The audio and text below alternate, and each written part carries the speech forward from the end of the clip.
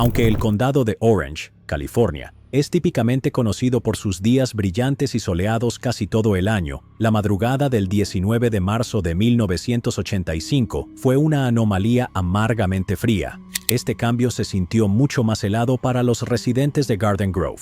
Desde allí, dentro de un vecindario tranquilo donde rara vez ocurren tragedias, se realizó una llamada a la policía alrededor de las 3 de la madrugada. Se informaba que se había cometido un homicidio en la calle Ocean Breeze, número 12, 1551. Como patrullero nocturno del Departamento de Policía de Garden Grove, el oficial Darrow Halligan estaba acostumbrado a responder llamadas nocturnas. Sin embargo, incluso en una época en la que los crímenes violentos iban en aumento a nivel nacional, las llamadas por homicidios durante su turno eran raras. Normal que sintiera el estómago hecho un nudo mientras se acercaba en auto a la calle Ocean Breeze, esperando lo peor. No obstante, al localizar la casa, se sorprendió al ver que desde el exterior parecía corriente y ominosamente tranquila. Si hubiera estado recorriendo el vecindario como parte de su patrullaje habitual, nada le habría parecido fuera de lugar en lo más mínimo. Cuando Halligan se detuvo en la entrada de la casa, la puerta principal se abrió de golpe y un hombre bajo y corpulento, de unos 30 y tantos años, apareció en el umbral. Cuando Halligan se acercó a la puerta, pudo ver que el rostro del hombre estaba surcado por lágrimas y temblaba. Detrás de él, una niña pequeña estaba en un estado similar, sollozando de manera incontrolable.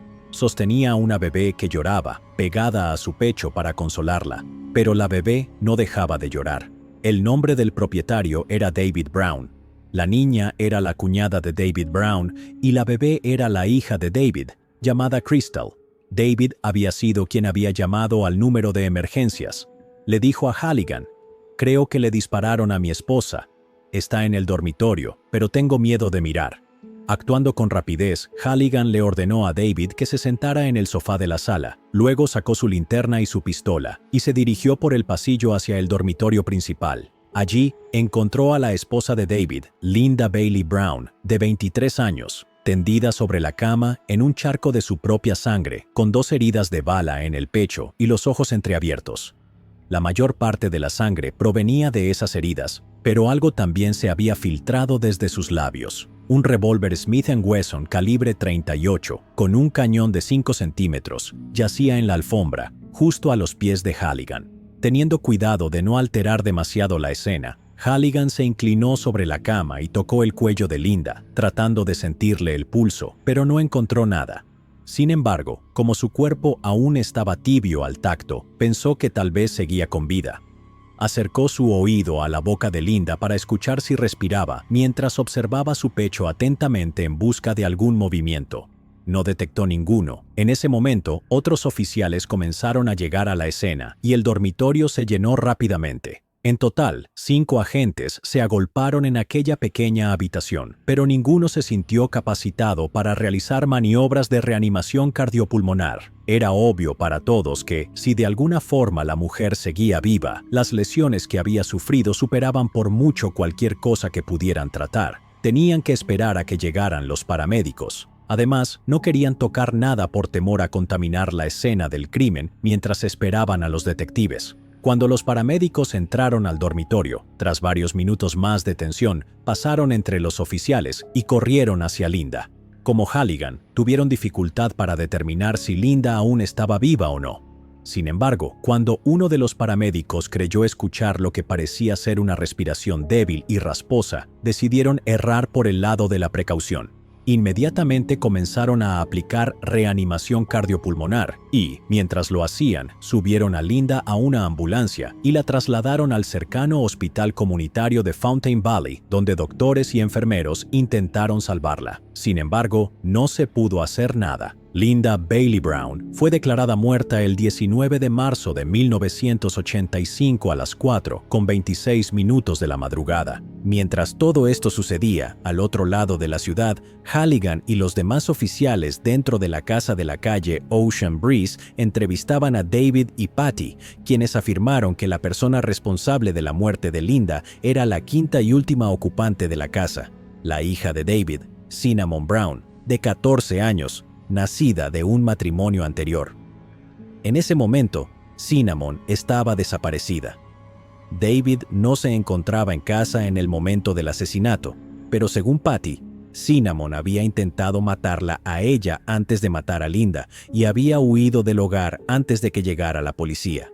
La razón por la cual Cinnamon habría hecho esto fue explicada a los oficiales durante las siguientes horas, mientras todos intentaban entender cómo pudo ocurrir algo así. Mientras los oficiales buscaban más información, supieron que los integrantes de la familia Brown y la relación entre ellos era, por decirlo menos, bastante inusual. David Brown, el patriarca de la familia, tenía 36 años, pero su ahora fallecida esposa tenía apenas 23 años cuando murió, lo cual era una sustancial brecha de 13 años. Crystal Brown, la bebé, era la única hija en común entre David y Linda. Patty Bailey, la hermana menor de Linda, tenía apenas 17 años, pero vivía en la casa de David y Linda porque su madre, Ethel Bailey, era una alcohólica abusiva. Vivía con ellos desde los 10 años, o sea, desde hacía 7 años. Cinnamon Brown era la hija de David de un matrimonio anterior. Había estado viviendo con él a tiempo completo desde que ella y su madre, Brenda, habían tenido una discusión muy fuerte meses atrás.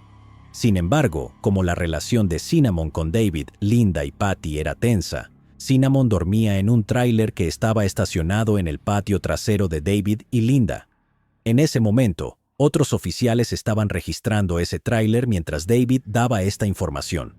Según David, la razón para este arreglo era que Cinnamon era la oveja negra de la familia. Tenía problemas de ira, sufría de depresión y no estaba dispuesta a aceptar ayuda de nadie, ni siquiera ayuda profesional de un psicólogo o psiquiatra. Sin una razón aparente, ella solía tener berrinches, arremetía contra quienes se preocupaban por ella y amenazaba con quitarse la vida. Este comportamiento había generado una ruptura entre ella y casi todos los demás miembros de su familia, incluidos aquellos que vivían en la casa ubicada en la calle Ocean Breeze.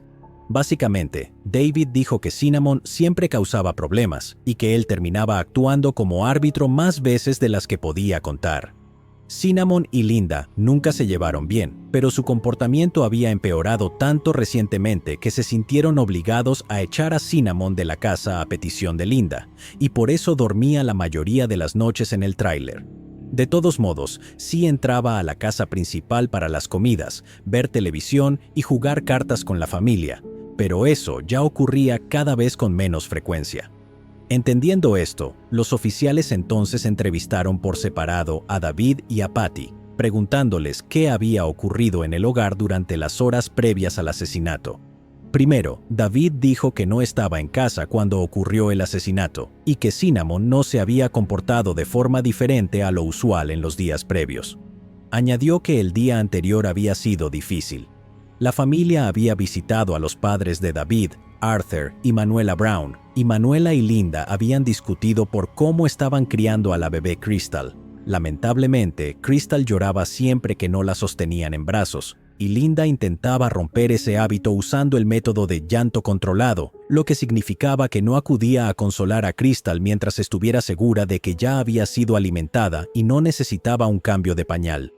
Manuela no estaba de acuerdo en absoluto con ese método de crianza y expresaba sus preocupaciones con frecuencia, incluida esa noche. David estuvo de acuerdo con su madre, lo cual empeoró el ánimo de Linda, ya que sintió que todos en la sala estaban en su contra. Después de eso, David y el resto de la familia regresaron a casa.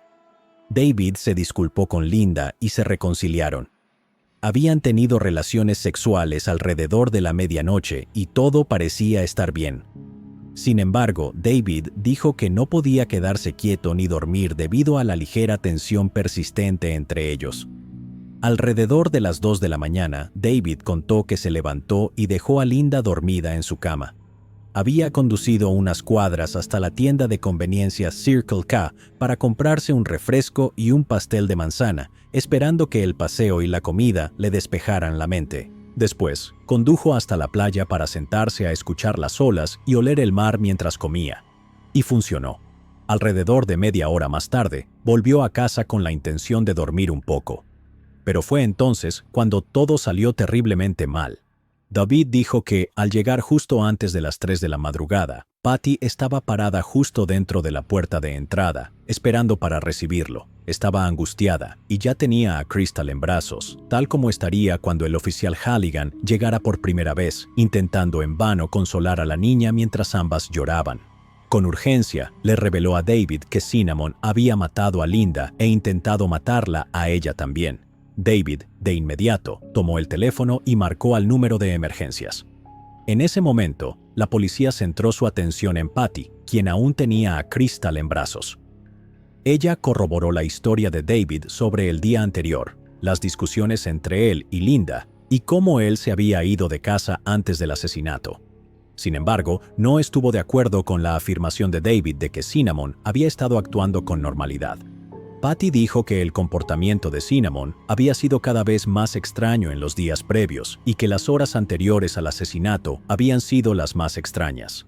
Aunque normalmente Cinnamon dormía en el tráiler del patio trasero, llevaba 2 noches durmiendo en un catre dentro del cuarto de Patty, lo cual ella sabía que significaba que algo andaba mal. Cinnamon, evidentemente, necesitaba hablar de algo, pero no lograba reunir el valor para decirlo. Patty dijo que intentó acercarse, hablándole mientras Cinnamon veía MTV en la sala alrededor de la medianoche, pero Cinnamon no quiso contarle qué pasaba, así que lo dejó pasar.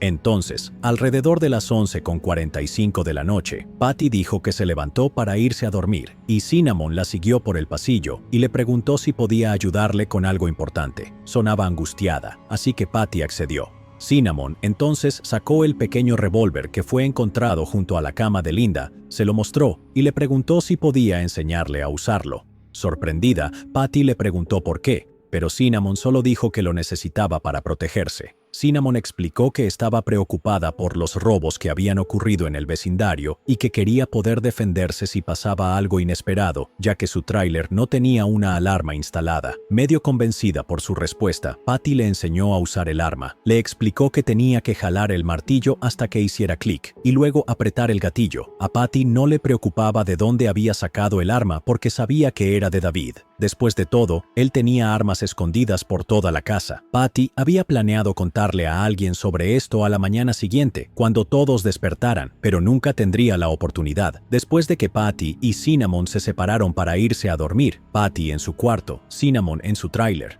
Patty dijo que fue despertada alrededor de las 2:30 de la madrugada por un estallido fuerte justo al lado de su cabeza. Cuando abrió los ojos, vio a Cinnamon de pie sobre ella, con un revólver en las manos, apuntándole directamente. Cinnamon le había disparado, pero falló. Demasiado aterrada para moverse, Patty dijo que permaneció completamente inmóvil y observó cómo Cinnamon salía de su dormitorio, marchaba por el pasillo y disparaba 2 veces más, con una breve pausa entre los tiros. Después de eso, la bebé Crystal comenzó a llorar fuertemente y no se detuvo. David aún no había regresado, así que el resto de la casa estaba completamente en silencio. Tras un minuto de shock, Patty dijo que recuperó el sentido, se sentó, se quitó las cobijas y se arrastró hasta la puerta del dormitorio, desde donde miró al pasillo. Al no ver a nadie, corrió a la habitación de Crystal, tomó a la niña y regresó rápidamente a su cuarto. No salió de la habitación nuevamente hasta que David regresó a casa unos 30 minutos más tarde, así que no tenía idea de a dónde había ido Cinnamon, aunque pensó que tal vez la había visto escapar por la puerta trasera cuando rescató a Crystal. Luego permaneció dentro del dormitorio hasta que escuchó las llaves de David tintinear en la puerta de entrada. Después de contarle a David lo que había pasado, él llamó al número de emergencias y ambos esperaron en la puerta de entrada a que llegara la policía, porque David no pudo reunir el valor para ir a ver cómo estaba Linda. Así que, en resumen, dejando de lado la discrepancia sobre el estado de ánimo de Cinnamon antes del asesinato, algo que podría descartarse por múltiples razones, las historias de David y Patty coincidían perfectamente. Cinnamon había matado a Linda mientras dormía y huyó de la casa a pie. Al enterarse de todo esto, la policía decidió rápidamente que estaban tratando con una chica de 14 años muy particular. No era raro que los adolescentes pelearan y discutieran con su familia, especialmente con un padrastro. Sin embargo, el hecho de que Cinnamon realmente hubiera matado a Linda era extraordinario. Debían estar atentos, emitir una alerta de seguridad comunitaria y comenzar a recorrer el vecindario de inmediato antes de que alguien más resultara herido. Este tipo de situación rara vez se resolvía sin más derramamiento de sangre, por lo que no podían permitirse correr riesgos. A solicitud de la policía, David proporcionó a los detectives la dirección de la casa de la madre de Cinnamon y los nombres de sus amistades más cercanas. Los contactaron con la esperanza de que alguno de ellos hubiera sabido de ella, pero nadie había tenido noticias suyas. Pronto llegaron los padres de David, Arthur y Manuela Brown, para recoger a la bebé Crystal. David besó a su hija para despedirse, y luego volvió a relatar a la policía los eventos del día anterior. Esta no sería la última vez que se vería obligado a revivir esas horas críticas antes de la muerte de su esposa. Mientras esta escena macabra se desarrollaba dentro de la casa, otros oficiales seguían inspeccionando el tráiler del patio trasero donde vivía Cinnamon. En general, se veía como cabría esperar que luzca el cuarto de cualquier adolescente, desordenado. Sin embargo, también había un perro pequeño corriendo dentro, que había defecado varias veces en el suelo, haciendo que todo el tráiler oliera fuertemente a heces. Mientras revisaban el contenido del tráiler, uno de los oficiales levantó al perro para sacarlo. Lo colocó dentro de un corral grande al aire libre que albergaba varias casitas para perros y a los otros perros de la familia Brown. Entonces notó algo junto a los otros perros. A las 6 de la mañana, pocas horas después de que comenzara la búsqueda, se dio por terminada. El oficial encontró a Cinnamon inconsciente dentro de una de las casitas. Estaba acurrucada en posición fetal, cubierta de vómito y orina, y abrazaba una nota que decía: «Querido Dios, por favor, perdóname, no quise hacerle daño». Al ver que la chica aún estaba con vida, Cinnamon fue puesta bajo custodia y trasladada al centro de detención, donde los oficiales intentaron interrogarla. Sin embargo, rápidamente se hizo evidente que algo andaba muy mal. Cinnamon apenas podía mantener la cabeza erguida, sus pupilas no enfocaban y parecía tener problemas para respirar con normalidad. Cuando los paramédicos la examinaron en el lugar, descubrieron que su presión arterial era tan baja que ni siquiera se registraba en el medidor estándar. Por lo tanto, Cinnamon fue trasladada de urgencia al hospital alrededor de las 9:30 de la mañana, donde los médicos descubrieron que había ingerido 3 frascos completos de medicamentos en un aparente intento de suicidio. Le dieron jarabe de ipecacuana para inducir el vómito, hasta que se desmayó del agotamiento. Durante el proceso expulsó docenas de cápsulas medio digeridas, pero ya había absorbido tantas que no estaba claro si sobreviviría. Durante los 3 días siguientes, los médicos trabajaron incansablemente para estabilizarla, mientras ella entraba y salía de la conciencia. En realidad, si no hubiera vomitado la mayoría de las cápsulas dentro de la casita de perro antes de que la policía la encontrara, sin duda habría muerto. Fue pura suerte que sobreviviera lo suficiente para llegar al hospital y recibir tratamiento. Gracias a los esfuerzos del equipo médico, logró sobrevivir, pero sus problemas estaban lejos de haber terminado. Las semanas siguientes pasaron volando para Cinnamon y el resto de la familia Brown. El 20 de junio de 1985, Cinnamon fue dada de alta del hospital y puesta bajo la custodia de la Autoridad Juvenil de California. Fue internada en el Centro Juvenil del Condado de Orange, donde debía permanecer hasta que comenzara su juicio. Y ese juicio fue rápido. Verán, aunque Cinnamon afirmó no recordar lo que había hecho la noche en que su madrastra fue asesinada, las pruebas hablaban por sí solas. El revólver junto a la cama de Linda tenía las huellas dactilares de Cinnamon. Las balas recuperadas del pecho de Linda coincidían con ese revólver. La nota de suicidio y confesión escrita a mano había sido redactada por la propia Cinnamon. Desde el punto de vista forense, el caso estaba completamente resuelto. Y los relatos de David y Patty fueron corroborados cuando las imágenes de la cámara de seguridad de la tienda Circle K demostraron que David no estaba en casa al momento del crimen.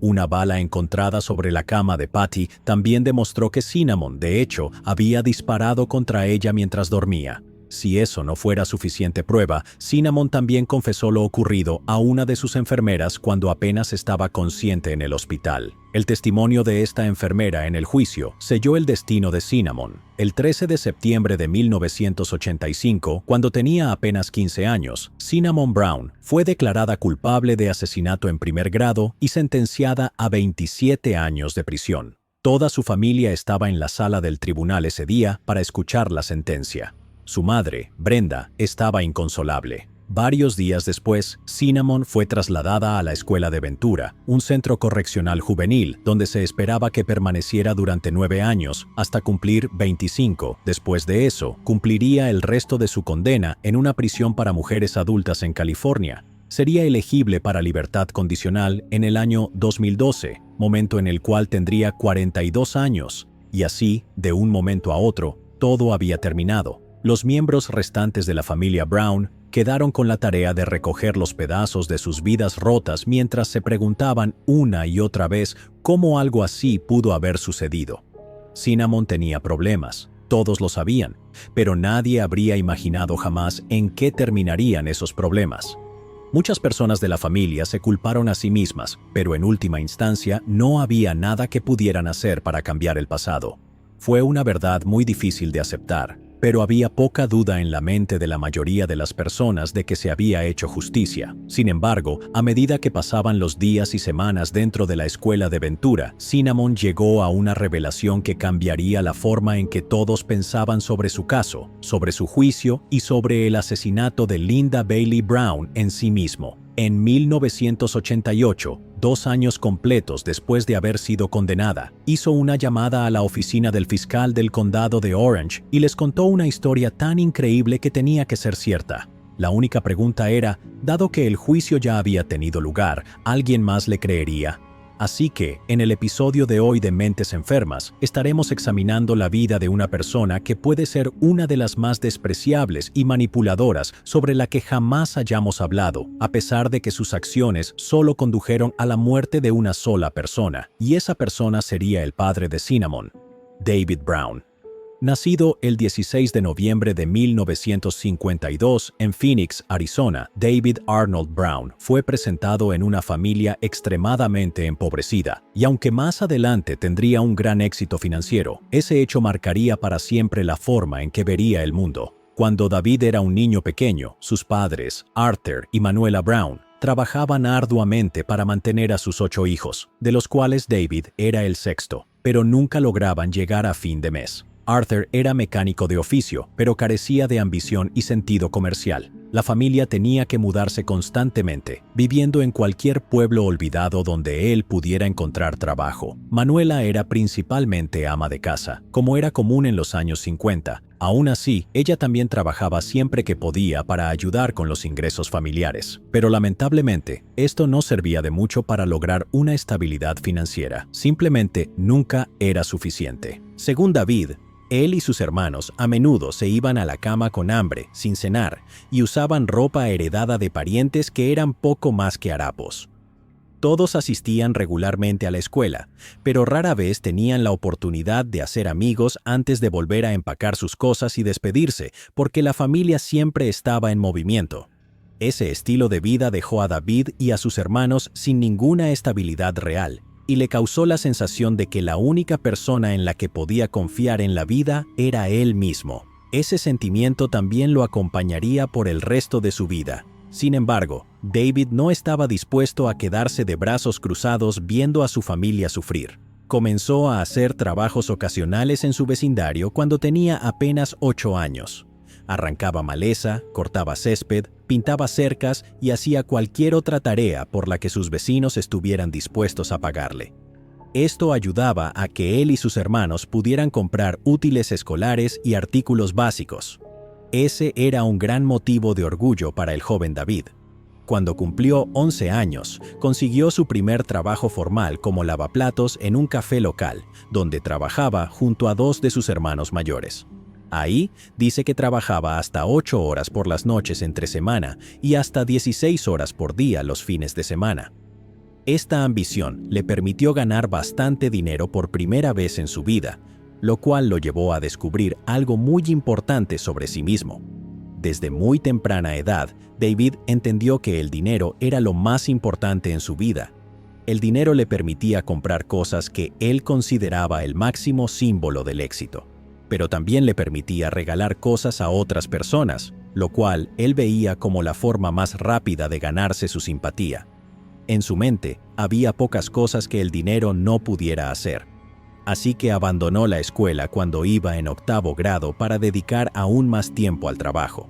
Aunque algunos consideraron que esa fue una mala decisión, funcionó bien para David, al menos por un tiempo.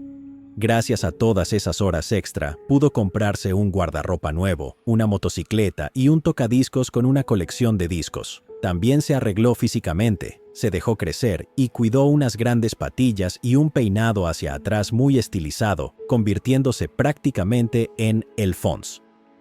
Empezó a frecuentar los lugares típicos de los años 50 y 60, autocines, restaurantes, sitios donde mostraba su dinero mientras intentaba ligar con mujeres. Y hablando de mujeres, ellas eran la otra gran pasión de David. Su primera novia fue la hija del exesposo de su madre, y para responder a la pregunta antes de que la hagan, no, su relación no era incestuosa, porque no tenían ningún vínculo biológico, aunque sí era algo extraño, porque sus familias se conocían bastante bien. Según Brenda, lo que atrajo inicialmente a David fue el hecho de que sus situaciones eran muy similares. Como él, ella venía de una familia numerosa que era muy pobre debido a ello. Como una de 11 hermanos criados por una madre soltera, a menudo carecía de lo más básico. También tenía incontables medio hermanos regados por toda California, porque al parecer su padre no entendía bien los conceptos complicados de la monogamia, ni el uso de preservativos. David sentía una intensa lástima por Brenda y deseaba salvarla de la vida trágica que llevaba, de la misma forma en que él intentaba salvarse a sí mismo. ¿Y por qué Brenda se sentía atraída hacia David? Eso era un poco más complicado. Claro que a Brenda le gustaba que él tuviera dinero y que usara ese dinero para comprarle cosas, pero también dijo que se sentía atraída por su personalidad. Según personas que lo conocieron, David tenía la encantadora sonrisa de un político, una que hacía que su cara, de otro modo fea, pareciera casi atractiva. Cuando hablaba con esa sonrisa, el joven corazón de Brenda se derretía. Y cuando él se reía, ella no podía evitar reírse también. Su estado de ánimo era contagioso, y siempre parecía saber exactamente qué decir para hacerla sonreír, incluso cuando él mismo se sentía abatido, lo cual pasaba con frecuencia debido a lo difíciles que eran sus vidas. Aún así, era difícil no quererlo. Cuando se quejaba de que nadie en su familia lo amaba, Brenda deseaba con desesperación hacerlo sentir mejor, porque verlo hundido en la autocompasión le partía el alma. Llegó a preocuparse sinceramente por él, de una manera en la que David afirma que pocas personas lo hicieron alguna vez. En resumen, él era su caballero de corazón noble, su proveedor y su amante. Necesitamos hablar un poco más sobre esa última parte. Según Brenda, el apetito sexual de David era más que insaciable. Cuando eran jóvenes, tenían relaciones al menos 3 veces al día, una vez por la mañana, otra en la tarde y una última por la noche. Pero Brenda dijo que esa cifra habría sido incluso mayor si David hubiera tenido la oportunidad. De haber podido, jamás habría salido del dormitorio. David se sentía muy orgulloso de su potencia sexual y, según se dice, nunca tuvo vergüenza de hablar sobre el tema, de la misma manera en que no tenía problema en sacar la billetera para impresionar a todos. Con frecuencia, encontraba la forma de convertir conversaciones normales en algo sexual, y no se sentía avergonzado en lo absoluto por eso. Ese fue el primer indicio de que era adicto al sexo, pero Brenda, por desgracia, no fue capaz de reconocerlo. También había otras señales de advertencia que ella no pudo ver, o simplemente no quiso ver. Primero, David tenía un conocido historial de celos y rara vez permitía que Brenda saliera de su vista cuando estaban juntos. Cuando ella se arreglaba para una cita, él se aseguraba de permanecer a su lado toda la noche. Si tenía que ir al baño, él la seguía, se paraba detrás del cubículo y esperaba a que terminara, y además insistía en que ella hiciera lo mismo cuando él tenía que ir. La razón que David daba para esta conducta era que el mundo era un lugar peligroso y que Brenda necesitaba protección. David tampoco le permitía sacar una licencia de conducir ni conseguir un trabajo, por la misma razón. La causa exacta de este comportamiento en David es motivo de debate, como si algo así pudiera ser comprendido por completo alguna vez. Pero hay algunos eventos a los que algunas personas apuntan. Aunque no está claro cuándo ocurrió, David afirmó que fue abusado sexualmente por un hombre en un parque cuando era joven. También por esa época, según contó, entró en una habitación justo cuando un familiar cercano intentaba suicidarse. Según se informó, esta persona se estaba cortando las muñecas cuando David entró en la habitación, y él quedó tan atónito que no pudo reaccionar. Simplemente se quedó ahí, mirando. Aunque más adelante en su vida, David raramente dio detalles específicos sobre ninguno de estos dos episodios. Quienes lo conocían y sabían la historia dijeron que ambos eventos tuvieron un impacto profundo en él.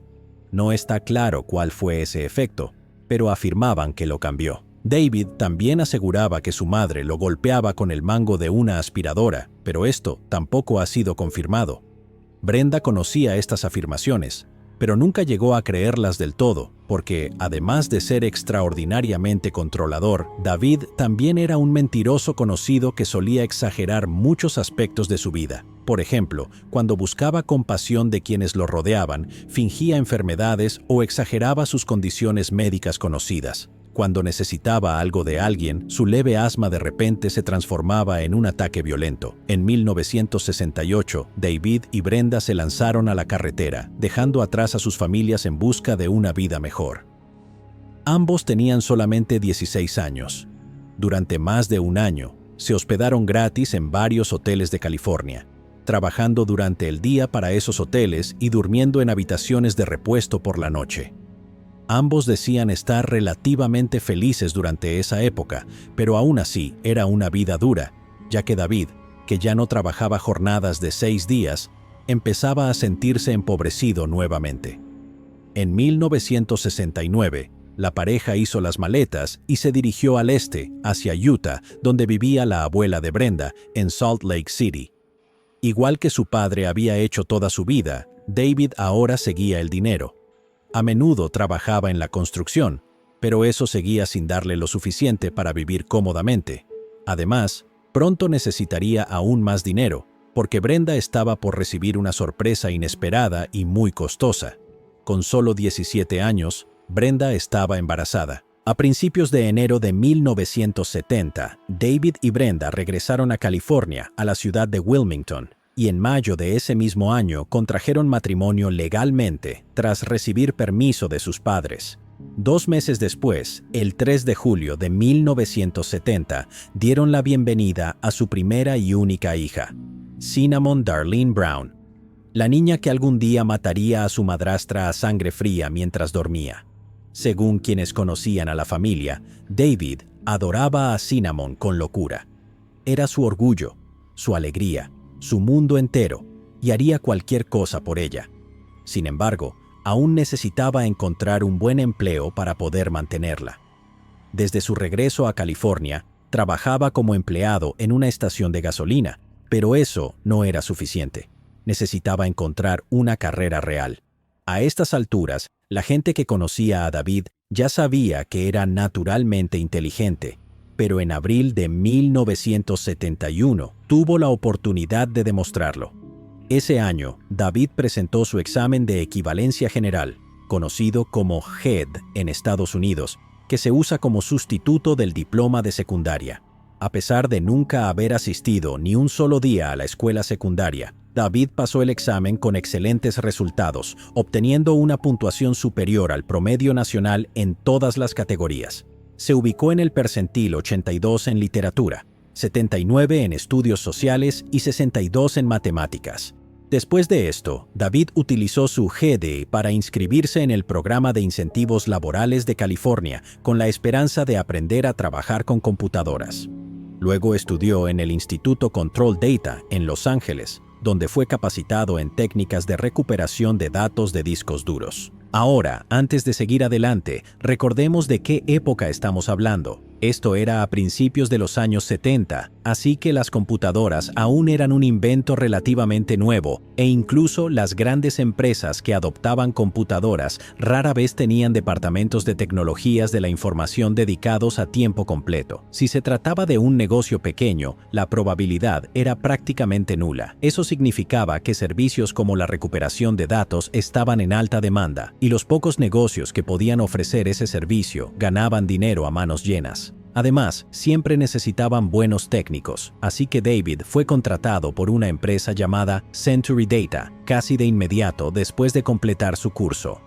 Luego, David comenzaría a ganar grandes cantidades de dinero durante varios años más, pero la semilla ya estaba plantada, y era solo cuestión de tiempo antes de que tuviera todo el dinero que necesitaba. Sin embargo, mientras sus perspectivas laborales mejoraban, su matrimonio con Brenda iba en la dirección opuesta. Verán, a pesar de que Brenda seguía accediendo a tener relaciones sexuales con él al menos 3 veces al día, David seguía insatisfecho y pronto le pidió permiso a su esposa para comenzar a salir con otras mujeres en paralelo. Por miedo a perder a su esposo para siempre, Brenda accedió al principio. Sin embargo, como la gran mayoría de los cónyuges que intentan salvar sus matrimonios de esa forma, se dio cuenta de que ese arreglo no resolvería nada. La primera vez que vio a David tomado de la mano con otra mujer en una cafetería, una furia feroz se encendió en su pecho, lo que la llevó a cancelar todo el acuerdo de inmediato. Después de esto, le dijo a David que había cambiado de opinión y que ya no podía seguir permitiéndolo. David respondió que dejaría de ver a otras mujeres, pero no lo hizo. En el libro If You Really Loved Me, de Anne Rule, la fuente de la mayor parte de la información sobre la infancia de David y su matrimonio con Brenda, Brenda describe a David de la siguiente manera: era un obsesionado con el sexo. Es la única forma en que puedo decirlo. Siempre se asomaba por la ventana del auto o se giraba para mirar a las mujeres. Sabía que me enojaba, pero estaba obsesionado. No importaba si eran jóvenes, mayores o lo que sea. No lo soportaba. Poco después de que se le prohibiera seguir saliendo con otras mujeres, David comenzó a hacer frecuentes viajes de cacería con su hermano, pero Brenda sabía a dónde iban en realidad. Por el bien de su propia estabilidad, intentó convencerse de que podía tolerar las infidelidades. En su mente, mientras David intentara ocultar sus aventuras, ella podía fingir que no estaban ocurriendo y seguir presentándose al mundo como una familia feliz.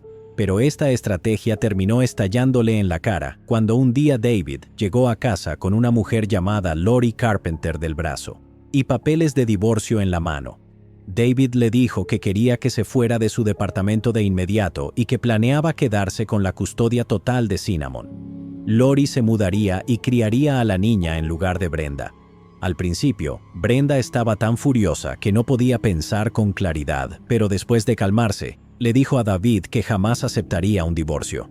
Así de simple. Ella esperaba que, si se negaba el tiempo suficiente, David cambiaría de opinión y dejaría a Lori al darse cuenta de que ella, Brenda, lo hacía más feliz que Lori. Pero eso no ocurrió. En lugar de eso, David siguió saliendo con Lori mientras vivía con Brenda y trataba de forzarla a aceptar el divorcio, lo que volvió toda la situación extraordinariamente volátil. Brenda declaró que por esa época comenzó a tenerle un miedo profundo a David. Aunque solo había sido físicamente violento con ella una vez en toda su relación de 5 años, había algo en él que cambió después de que ella se negó a divorciarse. No sé por qué, pero tenía un miedo terrible de que me sofocara con una almohada mientras dormía. No recuerdo que lo haya intentado nunca, pero solía despertarme sin poder respirar, soñando tal vez que me había cubierto el rostro con una almohada. Sin estar segura de si era un peligro real o si estaba exagerando, Brenda decidió pecar por precaución. Un día, mientras David estaba en el trabajo, Brenda empacó todas las pertenencias de la familia y con la ayuda de amigos y familiares se mudó a un apartamento más pequeño al otro lado de la ciudad. Luego consiguió trabajo en una tienda local y familiares se encargaban de cuidar a Cinnamon mientras ella trabajaba. Brenda vivió así durante un tiempo. Sin embargo, cuando David descubrió en dónde trabajaba, apareció en su lugar de trabajo con un revólver y lo presionó contra su sien frente a sus compañeras y compañeros. Si no puedes ser mía, entonces no serás de nadie. Es desconcertante entender por qué David pasó de exigir un divorcio a presentarse en el trabajo de Brenda con un arma, pero Brenda luego teorizaría que a David no le gustaba que fuera ella quien lo dejara. Él quería ser el que la dejara a ella. Según Brenda, no se sorprendió al ver el arma porque ya esperaba que algo así sucediera. Sabía que él no la dejaría ir así nomás con todas las pertenencias que compartían y con su hija, pero también creía que él no se atrevería a matarla. Valientemente lo desafió. Simplemente no me importaba. Le dije que adelante, que me disparara porque no se saldría con la suya. La policía lo encerraría para siempre. Ya estaba tan cansada de pelear con él. Entonces David bajó el arma y se fue. Pero esa no sería ni de lejos la última vez que lo vería. Varias semanas después, David apareció fuera del apartamento de Brenda con el mismo revólver en la mano y exigió que le devolviera las joyas que le había comprado durante el matrimonio. Una vez más, dijo que iba a darle todo lo que Brenda amaba a Lori y que la dejaría sin nada. Brenda se negó al principio, pero David volvió a apuntarle con el arma y esta vez ella creyó que él sí iba a apretar el gatillo. Estaba agitándolo como un loco, así que Brenda le entregó las joyas como él había exigido, pero aún así no estaba satisfecho. También quería que le devolviera su viejo rifle de cacería. En ese momento, Brenda se paralizó. Ese rifle era su único medio de protección, y tenerlo junto a su cama era la única forma en que podía dormir tranquila por las noches. Estaba aterrada de permitir que su esposo, evidentemente trastornado, se llevara lo único que tenía para defenderse. Cuando David tomó el rifle, Brenda sujetó la culata con fuerza y trató de arrebatárselo, pero él la superó fácilmente, mientras David se dirigía de nuevo a su auto con las joyas y el rifle en las manos. Brenda lo siguió muy de cerca, intentando con desesperación tomar el rifle, que él mantenía en alto, fuera de su alcance. Siendo mucho más pequeña que él, Brenda tenía pocas probabilidades de ganarle por la fuerza. Sin embargo, cuando él se deslizó en el asiento del conductor, ella vio la oportunidad de sujetar nuevamente con fuerza la culata del rifle. David trató de empujarla, como lo había hecho antes, pero no tenía espacio para moverse bien estando sentado. Mientras forcejeaban, él maldijo y le gritó que soltara el arma. Luego, al no poder quitársela de encima, encendió el motor, puso el auto en marcha y aceleró, arrastrando a Brenda por la calle mientras ella se aferraba al espejo lateral del auto. Seguidamente, tuvo que soltarse y cayó al suelo cuando David se desvió de la carretera con la intención de estrellarla contra un poste de teléfono. El divorcio de David y Brenda se finalizó en el año 1974 y el 4 de octubre de ese mismo año comenzó su matrimonio con Lori Carpenter. Poco después de unirse, se mudaron a una pequeña casa rentada en Riverside, California, donde intentaron empezar de nuevo y dejar atrás tanto el desordenado divorcio de David como el problemático inicio de su nueva relación. Pero esto fue más fácil decirlo que hacerlo. Desafortunadamente para David, el juez decidió otorgarle a Brenda la custodia principal de Cinnamon, mientras que David solo podía ver a su hija los fines de semana. David estaba furioso por esta decisión, porque aunque él y Lori recibían a Cinnamon en su casa siempre que podían, David nunca sintió que tenía el control sobre la vida de su hija. Se sentía como un padre a tiempo parcial. Y cuando Brenda se volvió a casar, David sintió que lo reemplazarían por completo. A medida que Cinnamon crecía, David intentó ganarse su afecto llevándola con frecuencia a Disneylandia, comprándole todo lo que pedía y dejándola atiborrarse de helado y dulces cuando se quedaba con él. Pero eso nunca parecía suficiente. Aunque estas acciones ciertamente lograron que su hija lo viera como el papá divertido, mientras que Brenda quedaba como la mamá estricta y responsable, David siempre se sintió resentido porque, desde su perspectiva, su exesposa lo había derrotado al quedarse con la custodia principal. Todo esto sumió a David en una profunda y recurrente depresión que iba y venía en oleadas. Cada vez que aparecían, esas oleadas destruían su deseo sexual y con ello su arrogancia. Como se ha dicho antes, David siempre se había sentido muy orgulloso de su capacidad para seducir y acostarse con mujeres, así que cuando perdió el interés en una de las cosas que más amaba en la vida, tuvo que ser hospitalizado en varias ocasiones tras múltiples intentos de suicidio fallidos. Durante ese tiempo, Lori se mantuvo a su lado, pero, como el resto de su vida, su matrimonio estaba lejos de ser perfecto. Verán, aunque David aún no lo sabía, había algo en Lori que no le gustaba en lo más mínimo. David prefería estar con mujeres que pudiera controlar, y al principio Lori encajaba en ese molde. Comenzaron a salir cuando ella tenía solo 18 años y él 21. No es una gran diferencia de edad, pero recordemos que David vivía solo desde los 15, mientras que Lori aún vivía con sus padres cuando lo conoció. Él tenía infinitamente más experiencia de vida y en relaciones, algo que usó a su favor para manipularla y lograr que hiciera lo que él quería. Sin embargo, a diferencia de Brenda, quien soportó su personalidad dominante durante años antes de rebelarse, Lori ya empezaba a volverse terca apenas un año después de haber empezado su relación. Esto dejó a David insatisfecho y pronto comenzó a ver a otras mujeres a escondidas. Cuando Lori se enteró de que le estaban siendo infiel, se fue. No se anduvo con rodeos como Brenda. Y el 13 de octubre de 1978, tras 4 años juntos, su matrimonio con David llegó oficialmente a su fin. Después de esto, la salud mental de David sufrió golpe tras golpe, mientras seguía teniendo dificultades en varios aspectos de su vida. Su vida amorosa estaba en ruinas, pero estaba por desarrollar una nueva estrategia que lo llevaría mucho más lejos. Aunque la manipulación puede tomar muchas formas, David era un manipulador sentimental de manual. Es decir, prefería controlar a las personas apelando a la compasión, en lugar de, por ejemplo, amenazarlas con violencia, aunque también hacía eso cuando todo lo demás fallaba. La manipulación sentimental es una de las formas más peligrosas de manipulación porque, cuando es llevada a cabo por alguien hábil en el engaño, no hay nada evidente ni agresivo. Muchas veces, la persona manipulada ni siquiera se da cuenta hasta años después, hasta que logra salirse de esa relación, y a veces nunca se da cuenta. Esto se debe a que quien los engaña no parece peligroso. Al contrario, se presenta deliberadamente como alguien débil o vulnerable para provocar compasión. Durante su relación con Brenda, David usó la pobreza de su familia para generar lástima. Pero ahora que había logrado un éxito financiero moderado como técnico en recuperación de datos, ya no podía depender de eso. Por esta razón, le resultaba difícil manipular a Lori. Así que, después de que terminó el matrimonio, se dio cuenta de que tenía que modificar su estrategia. David empezó a decir que su salud estaba decayendo rápidamente y solía contarle a la gente que no le quedaba mucho tiempo de vida. A algunas personas les decía que tenía cáncer, a otras les decía que tenía un tumor cerebral, pero había un elemento común en todas esas historias. Afirmaba que estaba gravemente enfermo, con dolor, y necesitaba mucha compasión.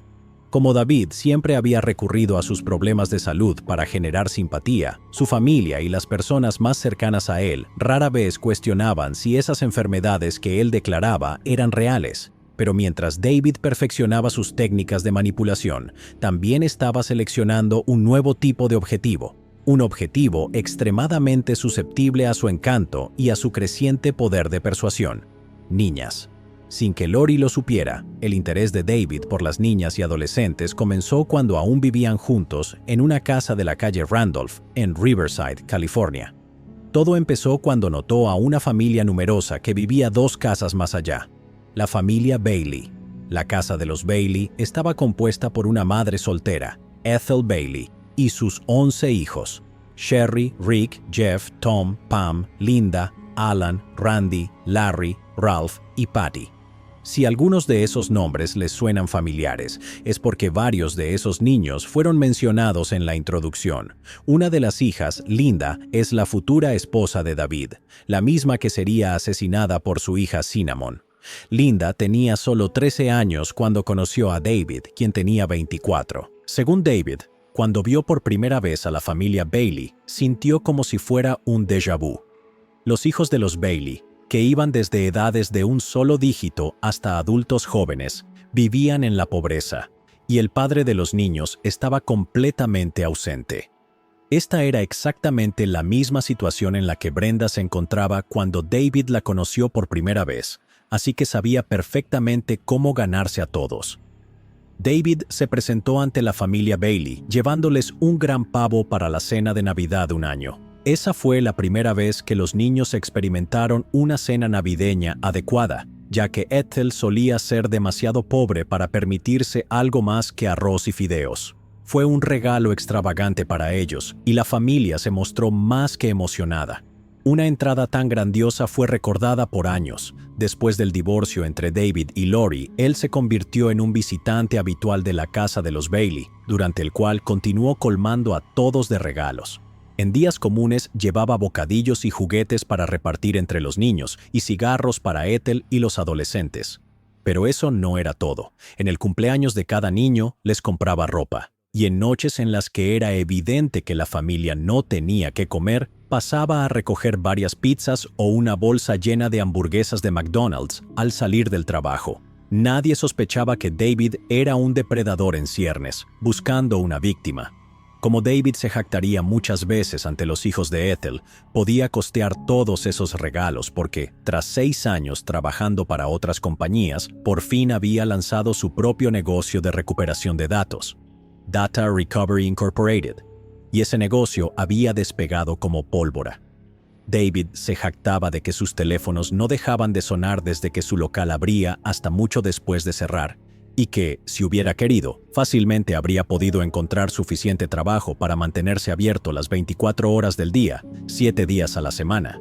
En cambio, optó por una estrategia más inteligente: ser selectivo con sus clientes y elevar sus precios a tarifas astronómicas, que muchas grandes empresas se veían obligadas a pagar debido a la escasez de opciones en aquellos días.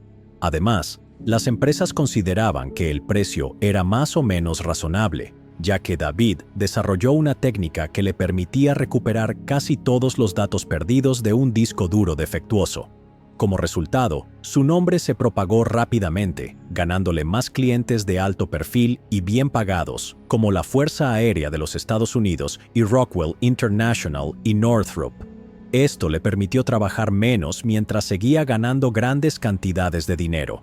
A diferencia de Arthur Brown, que nunca pudo encontrar el éxito en la vida, David había encontrado su nicho y lo había aprovechado bien, y su cuenta bancaria estaba creciendo. Sin embargo, David dijo que había otra razón para su generosidad. Como le explicó a la familia Bailey, él era un hombre moribundo que había sido diagnosticado con cáncer de colon en etapa avanzada, y su médico le había dado menos de 1 año de vida. La familia estaba necesitada y él estaba en una posición de ayudar, así que, ¿por qué no hacerlo? Esto era una mentira, pero todos le creyeron porque, bueno, ¿por qué no habrían de hacerlo? Cuanto más tiempo pasaba David con los Bailey, más grandiosas se volvían sus muestras de riqueza. 1 año llevó a toda la familia a su primer viaje a Disneylandia, permitiéndoles subirse a las montañas rusas y comprar recuerdos, todo pagado por él.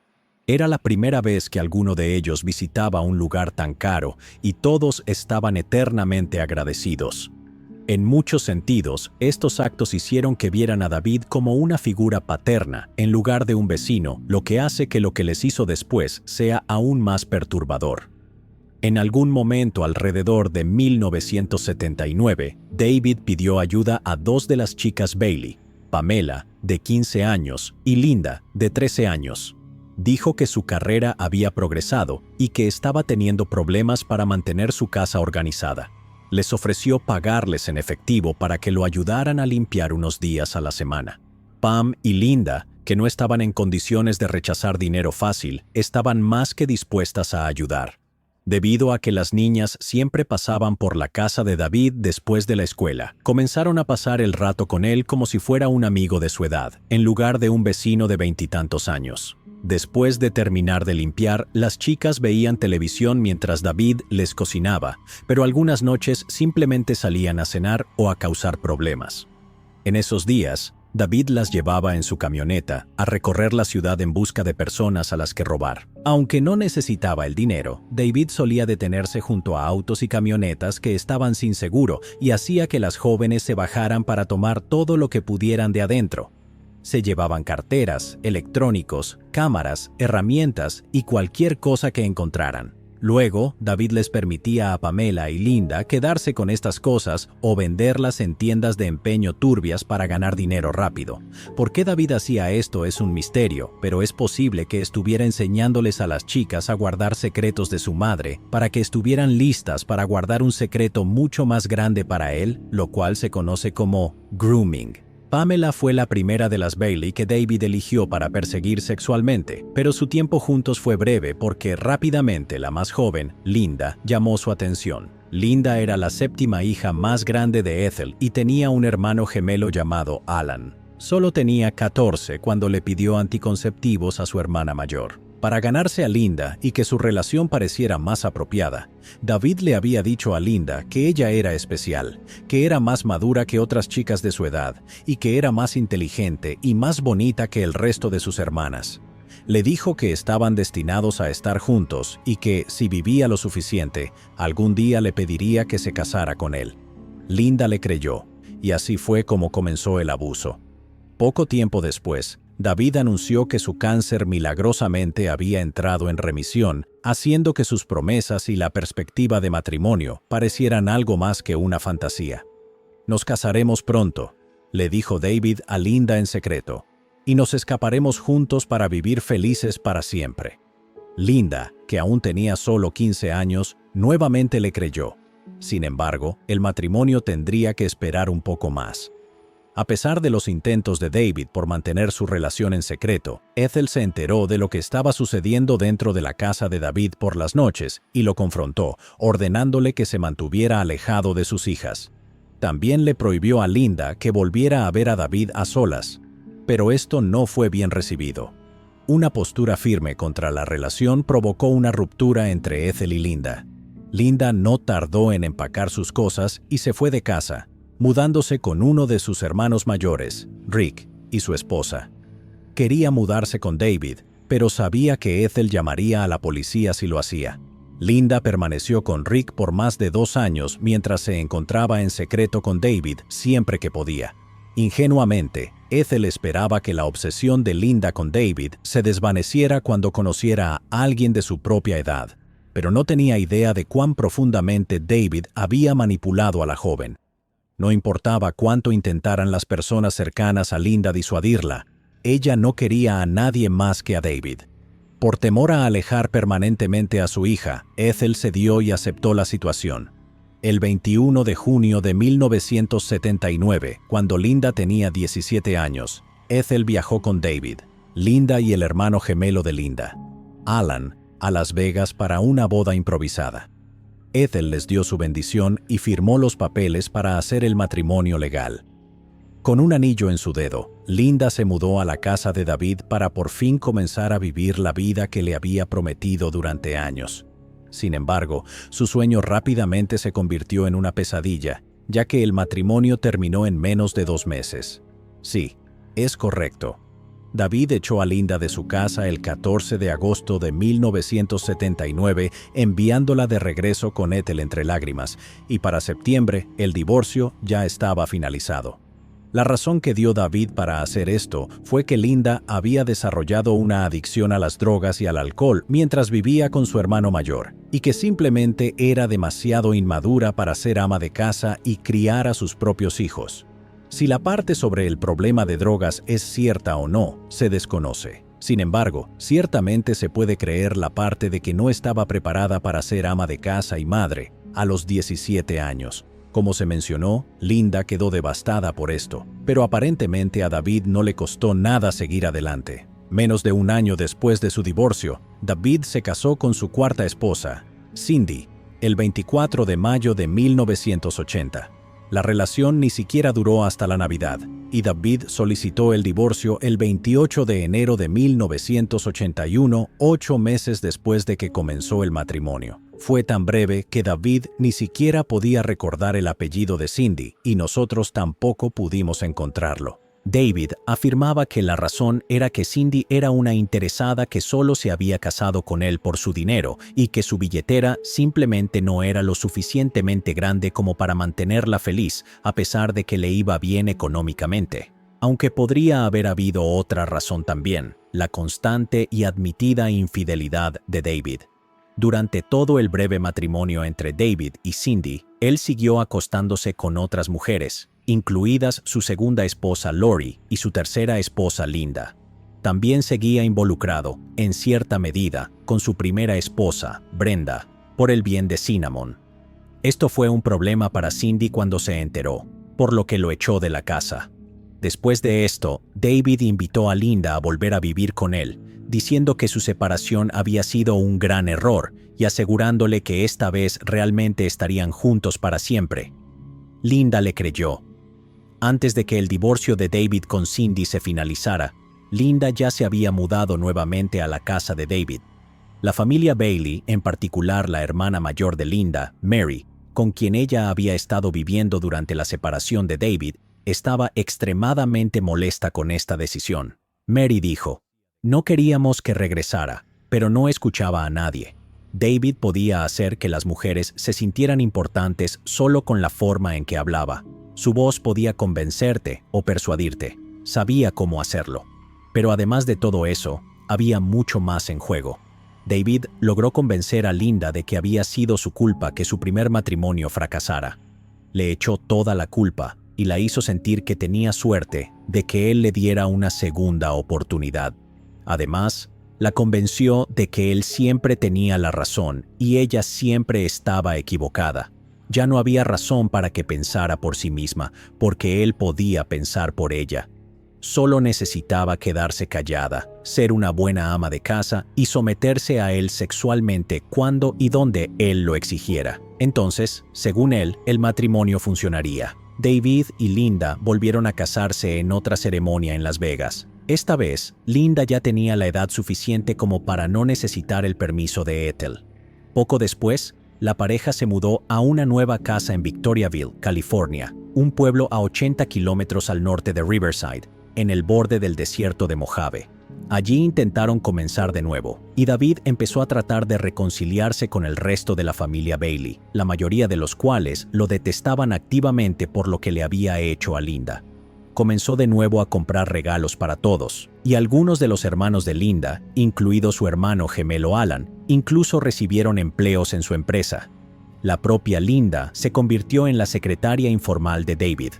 Mientras esto ocurría, David y Linda comenzaron a invitar a Cinnamon, que ahora tenía 10 años, a su casa con frecuencia, donde David seguía presentándose como el padre divertido los fines de semana, colmándola de elogios y regalos. Por un tiempo, las cosas iban bien. Pero la mirada errante de David estaba a punto de llevar a toda la familia Brown por un camino de desastre. Mientras la vida caótica de Linda y David se estaba desarrollando, había alguien merodeando en el trasfondo de toda esta historia que estaba a punto de convertirse en una figura central. Si recuerdan desde la introducción, había otra persona dentro de la casa cuando Linda fue asesinada, su hermana menor, Patty. Patty era la hija más joven de Ethel y tenía alrededor de 11 años cuando Linda se casó por primera vez con David.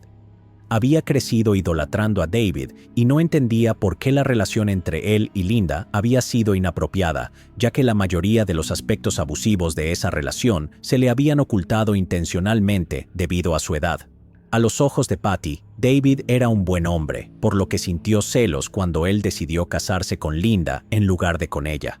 También lamentaba a menudo que, si tan solo hubiera sido un poco mayor cuando David se mudó a la casa de al lado, tal vez él se habría enamorado de ella en lugar de Linda. En realidad, Patty Bailey había sido manipulada de la misma manera que lo fue Linda.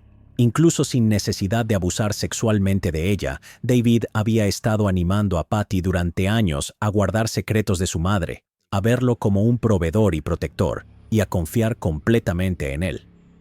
Patty, a quien toda la familia consideraba extremadamente influenciable, cayó aún más en la trampa de David que Linda. Queriendo estar más cerca de David, Patty le rogó a él y a Linda que la dejaran mudarse con ellos.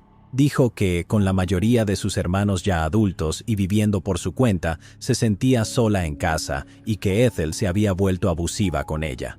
Linda dudó, pero David controlaba la casa. Le dijo a Patty que era más que bienvenida para mudarse con ellos, y en diciembre de 1981, Patty lo hizo. Tenía 13 años en ese momento, y David comenzó a tener relaciones sexuales con ella a los pocos días de su llegada. A partir de ese momento, la pequeña familia, David, Linda y ocasionalmente Cinnamon, se mudaba a menudo, siempre quedándose en los alrededores de Los Ángeles por el bien del negocio de David, pero también se mantenían aislados. La mayoría de sus vecinos pensaban que eran un grupo muy unido porque rara vez interactuaban con alguien fuera de su círculo. Los padres de David los visitaban con frecuencia, pero solo como visitantes. Ese aislamiento era intencional. David necesitaba mantener a su familia aislada para poder controlarla más eficazmente. Incluso llegó a retirar a Patty de la escuela pública y contratar a una tutora privada para mantenerla encerrada en la casa tanto como fuera posible.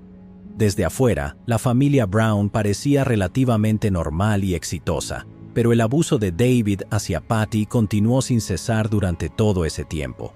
Durante el día, David, Linda y Alan reparaban discos duros en el taller de David, pero por la noche, mucho después de que Linda se hubiera ido a dormir, él se deslizaba por el pasillo hasta la habitación de Patty.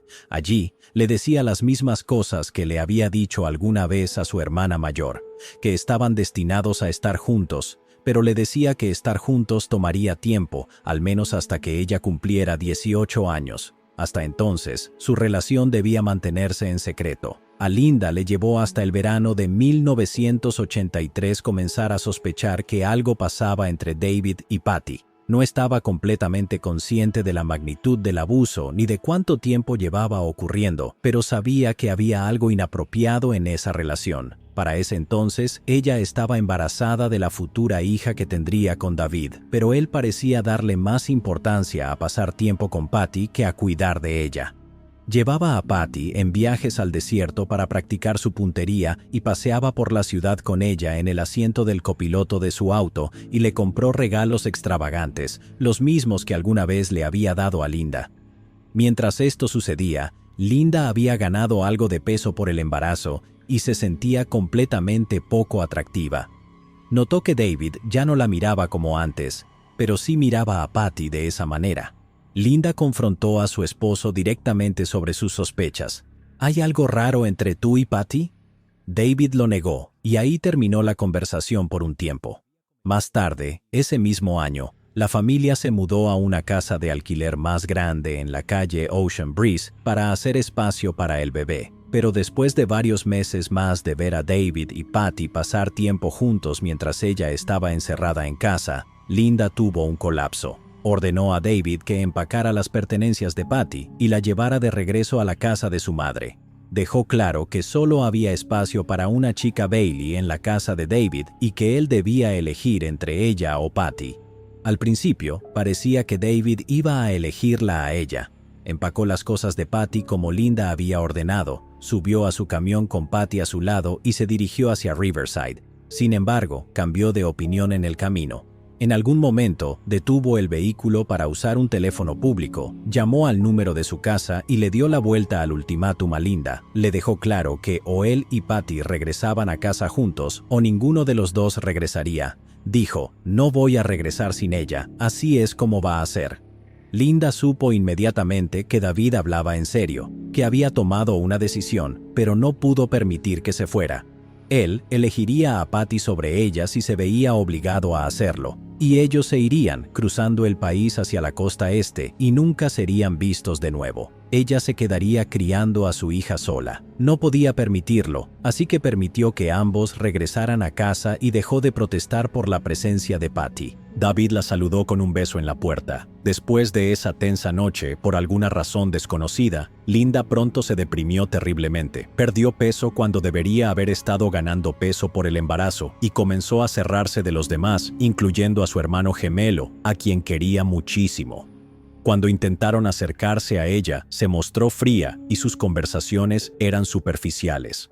Según la mayoría de las fuentes, era obvio para el resto de la familia Bailey que algo pasaba entre David y Patty, pero David les aseguró a todos que Patty simplemente tenía un enamoramiento adolescente por el esposo de su hermana mayor, algo que él consideraba bastante común. Afirmó que la estaba tomando inocentemente bajo su ala para mantenerla fuera de problemas. Es poco probable que alguno de ellos supiera la magnitud de lo que realmente estaba sucediendo, pero todos tenían sus sospechas. Por el momento, David había logrado poner todo y a todos nuevamente bajo su control. Sin embargo, sabía que su dominio sobre Linda se estaba desmoronando y que solo era cuestión de tiempo antes de que, como Brenda, ella lo dejara. No estaba listo para pasar por otro divorcio, especialmente con un bebé en camino, así que comenzó a buscar otra salida. Linda Bailey Brown dio a luz a Crystal Marie Brown el 20 de junio de 1984 y David comenzó a planear un asesinato casi inmediatamente después. Para esto, recurrió a Cinnamon. En este punto de su vida, Cinnamon se había convertido en una adolescente angustiada y, gracias a la manipulación de toda la vida de su padre, lo prefería a él sobre su madre en casi todos los aspectos. Así que, en 1984, se mudó con David a la calle Ocean Breeze, junto con Linda, Patty y Crystal, de manera permanente, después de una gran discusión con su madre. Como la habitación extra en la que Cinnamon normalmente dormía había sido convertida en una guardería. En cambio, compartió la habitación con Patty, quien solo tenía 3 años más que ella en ese momento. Fue entonces cuando David puso su plan en acción. Una noche, David le dijo a Cinnamon en privado que Linda y su hermano gemelo Alan iban a matarlo para robarle su negocio y su dinero. Dijo que Linda se había enamorado de él, lo cual probablemente era cierto, pero no por las razones que David afirmaba, y que, si él moría, ella iba a robarle todo, dejándola a ella y a Patty sin nada. Luego enviaría a Cinnamon de vuelta a vivir con Brenda. A Patty la enviaría con Ethel, y luego dirigiría el negocio ella misma y se quedaría con todas las ganancias. Cinnamon se sorprendió por esta revelación y no tomó a su padre en serio al principio. Sin embargo, David dejó claro que no estaba bromeando, que su vida estaba en peligro y que desesperadamente necesitaba su ayuda. Cinnamon entonces le preguntó a David por qué no simplemente llamaba a la policía, o se divorciaba de Linda, o se escapaba a algún lugar seguro. Pero David dijo que no podía hacer eso. Incluso si hacía todo exactamente como Cinnamon sugería, Linda encontraría la manera de matarlo. Ella estaba así de decidida. Como una chica de 15 años que había sido condicionada a ver a su querido padre casi como infalible. Cinnamon creyó todo lo que David le dijo, pero aún no entendía qué podía hacer para ayudar. David lo hizo simple para ella. Linda tenía que morir primero. Cinnamon dudó al principio, pero David trabajó durante varias semanas para hacer que el asunto pareciera urgente. Le dijo que ya no podía dormir por el miedo de estar constantemente mirando por encima de su hombro, esperando que Linda le clavara un cuchillo en la espalda o que Alan le rodeara el cuello con una cuerda. Le dijo que su cabello se caía porque pensaba que Linda podría estar envenenándolo. ¿Cómo podía Cinnamon no estar de acuerdo en ayudar a salvar la vida de su padre? David involucró a Patty en el plan. Juntos, los tres se sentaron en privado siempre que era posible para discutir los posibles planes. Hablaron de golpear a Linda en la cabeza con un objeto pesado, electrocutarla tirando un secador de pelo en la bañera mientras se bañaba, empujarla frente a un auto en movimiento y mucho más. Sin embargo, cada una de estas opciones resultaba ser demasiado complicada, poco confiable o demasiado obvia. David declaró que la única manera segura de hacer el trabajo era dispararle a Linda. Sin embargo, dijo que él no podía ser él el que lo hiciera porque la policía sospecharía él primero y, ante todo, lo enviarían a prisión para siempre, incluso si explicaba que matar a Linda había sido una forma de defensa propia. En su lugar, David sugirió que Cinnamon sería la mejor persona para hacer el trabajo porque, según él, no la arrestarían debido a su edad. La policía simplemente la llevaría a un hospital para una evaluación psicológica y luego la enviarían a casa. Sería tan fácil, le aseguró David. Y Cinnamon le creyó. Sin embargo, aún no podía imaginarse apretar el gatillo. Para ejercer aún más presión sobre ella, David le dijo: «Si realmente me quisieras, harías esto por mí. Las hijas que aman a sus papás hacen cosas como esta por ellos, para protegerlos». Aunque la mayoría de los adultos pueden reconocer estas declaraciones como poco más que tácticas juveniles de manipulación, funcionaron de maravilla en Cinnamon. Mientras se llevaba a cabo esta planificación en secreto, Cinnamon se volvió fría y distante con Linda, razón por la cual se mudó al tráiler en el patio trasero que la familia generalmente solo usaba para acampar. Necesitaba espacio para pensar, un espacio alejado de Linda, de David, de Patty y de todos los demás en su vida. Más tarde, le dijo a su padre que lo haría si tenía que hacerlo.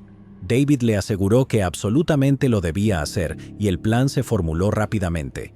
Una noche, mientras estaban en silencio, David saldría de la casa para establecer una coartada, mientras Cinnamon y Patty se quedarían atrás. Patty sería responsable de asegurarse de que la bebé Crystal estuviera segura, mientras Cinnamon llevaba a cabo el asesinato. Cinnamon usaría uno de los revólveres de David, el que había usado para amenazar a Brenda años antes, para dispararle a Linda en el pecho mientras dormía. Luego, después de que Cinnamon y Patty estuvieran seguras de que Linda estaba muerta, Cinnamon tomaría suficientes pastillas para desmayarse, saldría por la puerta trasera de la casa y se arrastraría hacia la perrera de la familia para esconderse. Con una nota falsa de suicidio en la mano, Cinnamon se dispararía un solo tiro en el costado de la cabeza, lo suficientemente cerca para rozar su cuero cabelludo y hacer que el intento de suicidio pareciera aún más realista. Cuando David regresara a casa, llamaría a la policía él mismo.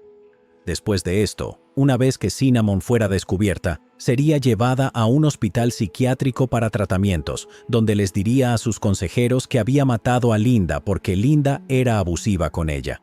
David y Patty confirmarían su historia y Cinnamon sería liberada rápidamente, y así el plan se completaba. Cinnamon aún estaba dudosa, pero David y Patty le aseguraron que funcionaría. Ella no tenía idea de que le estaban mintiendo o que esas mentiras eran aún más profundas. Sin que Cinnamon lo supiera, David tenía otro plan que le estaba ocultando. Verán, David sabía que Cinnamon no sería liberada simplemente después de matar a su madrastra, y no podía arriesgarse a que ella revelara su plan una vez que fuera arrestada. Por esta razón, él tenía la plena intención de que Cinnamon también muriera. En lugar de darle solo las pastillas suficientes para desmayarla, planeaba darle una dosis letal para asegurarse de que muriera mucho antes de ser descubierta. Seguramente, decirle que rozara el costado de su propia cabeza con una bala era un plan de respaldo. Él creía que Cinnamon se dispararía accidentalmente en la cabeza por error. En resumen, el verdadero plan era que Linda y Cinnamon murieran para que David y Patty pudieran llevarse a Crystal y huir juntos.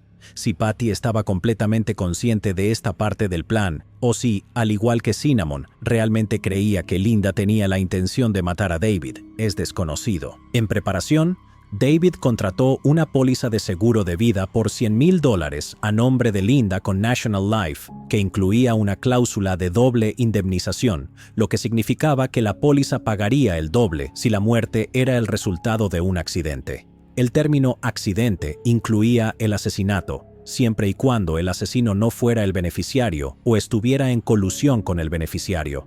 Luego, hizo lo mismo con otra compañía de seguros, New York Life, por la misma cantidad con la misma estipulación. Después, contrató una tercera póliza con Capital Life por $200,000 junto con una cobertura por muerte accidental de $150,000. Esto totalizó $750,000 y David estaba en el proceso de contratar una cuarta póliza con Liberty Life por una cantidad adicional de $200,000, pero nunca tuvo la oportunidad de firmar los papeles. Linda, temía él, estaba muy cerca de dejarlo, por lo que el cronograma del plan debía acelerarse. La noche del 18 de marzo de 1985, David se coló en el tráiler de Cinnamon mientras ella dormía profundamente y la despertó. Le dijo que era hora y le presentó un revólver, un vaso con agua y un gran puñado de pastillas. Le dio instrucciones sobre cómo escribir la nota de suicidio. Dentro de la casa, Patty estaba lista para ayudar a Cinnamon cuando estuviera lista. Mientras David se iba, repitió una última súplica desesperada. Usó la misma frase que solía decir: "No tienes que hacerlo, no tienes que hacerlo, pero si me amas, lo harás". Después de esto, David se dirigió a la tienda de conveniencia Circle K para establecer su coartada. No estaba seguro de si Cinnamon lo haría, pero se quedó el tiempo suficiente para darle todo el tiempo que necesitaba. Dentro de la casa, Cinnamon y Patty entraron en el dormitorio de Linda. Patty sostenía a Crystal en sus brazos mientras Cinnamon tomaba una almohada para usarla como un silenciador improvisado. Colocó el arma contra el pecho de Linda y apretó el gatillo. Luego lo apretó de nuevo. El segundo disparo fue el que la mató. Cinnamon dejó caer el revólver en el suelo donde estaba, olvidando por completo que se suponía que debía dispararse en el costado de la cabeza. Salió de la casa con la nota en la mano, se escondió en la perrera y tragó las pastillas. David regresó a casa poco después para descubrir que su plan había funcionado. Linda estaba muerta y Patty estaba esperando con Crystal, que estaba a salvo en sus brazos. Todo lo que necesitaba hacer era llamar a la policía, hacer el papel de esposo afligido y esperar a que encontraran el cuerpo de Cinnamon. El único problema era que, como todos sabemos, Cinnamon sobrevivió. Cuando David se enteró de que Cinnamon estaba recuperándose en el hospital, asumió que ella le contaría todo a la policía cuando pudiera, pero no lo hizo. A pesar de haber sido detenida, Cinnamon se negó a decirle a la policía nada. Fingió amnesia y dijo que simplemente no podía recordar nada de la noche en que su madrastra murió. Después de que la estabilizaron, David solicitó reunirse con Cinnamon lo antes posible. Ella era menor de edad y él era su padre. Mientras estaban solos, David instó a Cinnamon a seguir haciendo exactamente lo que estaba haciendo. Le dijo que, aunque la policía había decidido acusarla, el juez sería indulgente si continuaba insistiendo en que no recordaba lo que había hecho. Le dijo que solo le darían un pequeño castigo y la enviarían a casa. Pero David sabía que esto no era cierto. Su nuevo plan era hacer que Cinnamon fuera enviada a prisión de por vida para que nunca pudiera contar la historia. Él creía que, incluso si revelaba la verdad sobre el asesinato de Linda, nadie le creería después de ser condenada. En su juicio, que comenzó el 7 de agosto de 1985 en el Tribunal de Menores del Condado de Orange en Santa Ana, California, Cinnamon fue llevada ante el juez Robert Fitzgerald. No hubo jurado, porque según la ley, los jueces decidían todos los casos de menores en California. El abogado de Cinnamon, quien David pagó de su propio bolsillo, la asistió para presentar una declaración de no culpabilidad por razones de locura. Cinnamon no testificó en su propia defensa y, en lugar de testificar, eligió seguir fingiendo amnesia, tal como David le había sugerido. El juicio duró solo 5 días y David no estuvo presente en ninguna de las sesiones.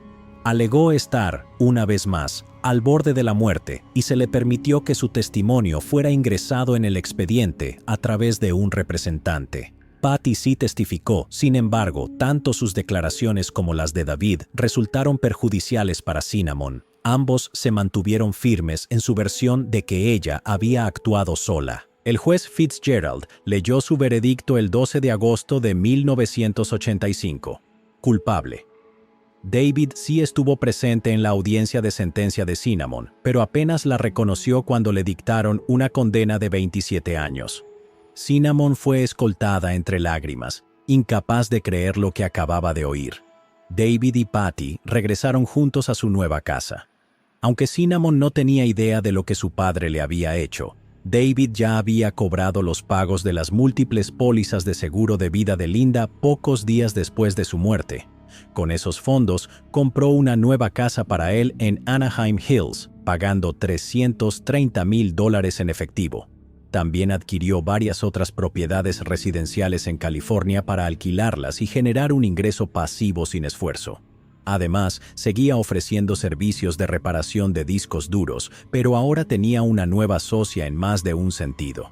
En tiempo récord, Patty comenzó a ocupar el lugar de Linda. Literalmente solo semanas después del asesinato, Patty empezó a encargarse del trabajo doméstico en ausencia de Linda, a cuidar de la bebé en lugar de Linda, a atender las llamadas del negocio de David como lo hacía Linda y, sí, incluso a usar la ropa de Linda. Patty asumió cada aspecto de la vida de su hermana fallecida. Incluso llegó al punto de cortar o quitar todas las fotos de Linda en los marcos de la casa, reemplazándolas por fotografías suyas, como una psicópata. Cuando David visitó a Cinnamon después de su condena, no le contó nada sobre su relación con Patty. En cambio, le pidió disculpas y le dijo que jamás se imaginó que le darían una sentencia tan larga y le aseguró que estaba haciendo todo lo posible para apelar su condena. En realidad, no estaba haciendo absolutamente nada. También le prometió a Cinnamon que la visitaría con frecuencia, pero eso también resultó ser mentira. Poco a poco, a medida que pasaban los meses, las visitas de David se hicieron cada vez más escasas hasta que cesaron por completo. Justificó su ausencia diciendo que, nuevamente, estaba gravemente enfermo. Después de eso, dejó también de responder sus llamadas. En 1987, David y Patty dieron la bienvenida a su primera hija, una niña a la que llamaron Heather. Sin embargo, para seguir ocultando su relación, David le indicó a Patty que le dijera a Cinnamon que no sabía quién era el padre. Patty incluso puso un nombre al azar en el acta de nacimiento de Heather, afirmando que el padre de la niña era un desconocido con quien había tenido una aventura de una noche. Tanto David como Patty planeaban mantener esa farsa indefinidamente, esperando que Cinnamon se adaptara a la vida en prisión y dejara de contactarlos. Pero el tiempo de Cinnamon tras las rejas le dio una fuerte dosis de realidad y su mente, antes ingenua, se vio obligada a madurar rápidamente. Sentada sola en su celda, con nada más que tiempo para pensar, Cinnamon empezó a darse cuenta de que había sido engañada, y cuando cumplió 18 años, recibió una llamada que tenía el potencial de cambiarlo todo. Por si han estado esperando ansiosamente que en esta historia aparezca alguien honesto, un héroe, porque en esta historia parece que nadie lo es. Bueno, este es el momento. En 1988, Cinnamon recibió una llamada de un hombre llamado Jay Newell, un investigador de la oficina del fiscal del distrito del condado de Orange. Newell había estado involucrado en la investigación del asesinato de Linda Bailey Brown desde el principio. Había entrevistado personalmente a David y a Patty. Había hablado con muchos otros miembros tanto de la familia Brown como de la familia Bailey, e incluso estuvo presente en el juicio de Cinnamon. Su trabajo fue clave para llevarla a prisión. Sin embargo, desde hacía tiempo sospechaba que algo en el caso no cuadraba, aunque jamás imaginó cuán profundo llegaba ese agujero de conejo. Para empezar, al entrevistar a David justo después del asesinato, Newell encontró muy sospechoso el relato de David sobre la noche en que murió Linda. David parecía recordar todo, hasta los detalles más diminutos que la mayoría de la gente jamás recordaría. E incluso cuando repetía su historia días o semanas después, recordaba fácilmente casi todos los mismos detalles, muchas veces en el mismo orden, e incluso con la misma entonación, como si estuviera contando una historia perfectamente ensayada. Además, al revisar los registros telefónicos de la familia, Newell se dio cuenta de que David llamó a su padre justo antes de marcar el número de emergencias la noche del asesinato. Eso, claramente, no es algo que haría si creyera que su esposa aún estaba viva y necesitaba ayuda urgente. Lo que él y Arthur discutieron en esa llamada se desconoce, pero aún así resultaba extremadamente sospechoso. Aún más revelador fue que, al hablar con el resto de la familia de Cinnamon, amigos y maestros de su escuela, Newell descubrió que David había manipulado las declaraciones de los testigos al instruir a miembros de la familia, incluida la madre de Cinnamon, Brenda, y una de sus hermanas, Susan, para que describieran a Cinnamon como una persona peligrosa y suicida. Quería que sus recuerdos sobre el comportamiento de Cinnamon coincidieran con el relato suyo y de Patty. Quería que la policía creyera que ella era una adolescente violenta, al borde del colapso. Sin embargo, la consejera escolar de Cinnamon le dijo a Newell que Cinnamon era una buena chica, que solo había sido enviada a la oficina del director en 2 ocasiones. Una por ausentismo leve y otra vez por hacer travesuras durante una clase en Halloween. Su maestra de economía doméstica incluso llegó a decir que era una chica dulce, porque se había tomado el tiempo de hacerse amiga de una compañera ciega que se había transferido a su clase a mitad del ciclo escolar. Newell encontró todo esto sumamente inquietante, pero las pruebas contra Cinnamon parecían tan sólidas que empezó a pensar que solo estaba buscando agujas en un pajar. Además, como Cinnamon también se negaba a colaborar en su propia defensa durante el juicio, no había nada que él pudiera hacer para ayudarla. Sin embargo, incluso después de que el juicio terminara, Newell continuó observándola a ella y a su familia, desde la distancia. Fue entonces cuando se enteró de las múltiples pólizas de seguro de vida de Linda. Eso lo animó a seguir investigando. Cuando descubrió lo que David había hecho con el dinero de esos seguros, comprarse una casa para él y para la hermana menor de su difunta esposa, solo unos meses después del asesinato, las alarmas comenzaron a sonar con fuerza en su cabeza. Esta información le había pesado a Newell desde el asesinato, pero había algo más en David que le producía una sensación escalofriante. Al principio de su carrera, Newell había estado encargado de custodiar a Charles Manson en la cárcel del Palacio de Justicia de Los Ángeles, California. Ver cómo se comportaba aquel ex líder de culto mientras estaba encarcelado le dio una visión profunda de la mente de un manipulador y le permitió observar de primera mano cómo personas como Manson interactúan con los demás y los controlan de forma efectiva. Manson nunca mató a nadie con sus propias manos porque no lo necesitaba. Y en ese sentido, Newell pensaba que David y Manson eran iguales. Ambos eran carismáticos, perspicaces y totalmente capaces de manipular a los que los rodeaban para que cumplieran su voluntad. Como sabemos, el instinto de Newell estaba completamente acertado. Por eso, durante años quiso contactar a Cinnamon, pero sentía que hacerlo sería inapropiado, ya que ella todavía era menor de edad y su caso ya estaba cerrado. Sin embargo, tan pronto como cumplió 18 años, comenzó a llamarla con regularidad. Cuando le contó a Cinnamon sobre el matrimonio entre David y Patty y sobre la niña, sobre los cobros del seguro de vida y sobre cómo David fingía estar enfermo para evitarla, Cinnamon rompió en llanto y colgó el teléfono.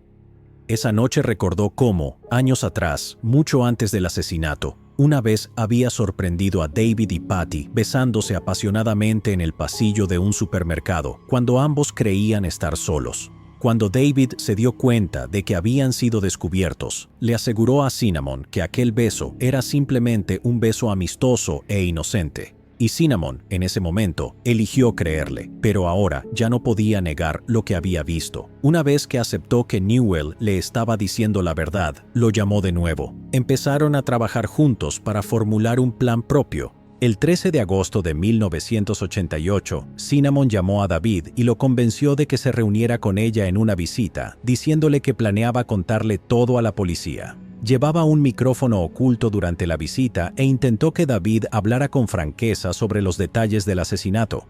Le preguntó, ¿por qué no puedes simplemente decir la verdad? A lo que David respondió, puedes decirle la verdad a la policía, siempre que no digas toda la verdad, ¿de acuerdo? Porque entonces todos vamos a la cárcel. Después de esto, el micrófono oculto captó a David hablando sobre la medicina que le había dado a Cinnamon para un supuesto intento de suicidio fingido. Al final del día, esta grabación no era una confesión completa, pero Newell estaba encantado de escucharla, porque lo que David insinuó durante la conversación era más que suficiente para reabrir formalmente el caso. Combinado con el resto de la evidencia y las declaraciones que Newell había recopilado a lo largo de los años, los fiscales creyeron que tenían lo necesario para presentar nuevos cargos.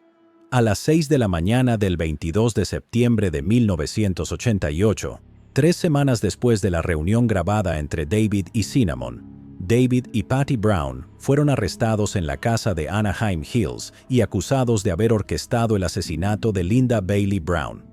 Y aunque ya deberíamos estar cerrando este episodio, todavía no hemos terminado, porque David, incluso después de que sus manipulaciones salieran a la luz, no estaba listo para rendirse.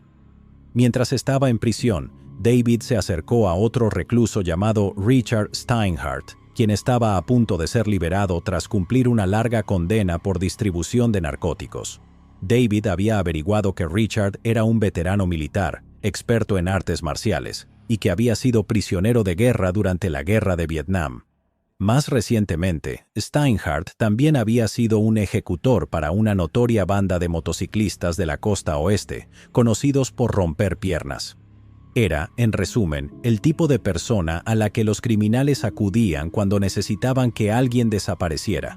Alguien como el fiscal a cargo del caso de David, Jeffrey Robinson. Y también como el molesto investigador que ayudó a exponer sus crímenes, Jay Newell.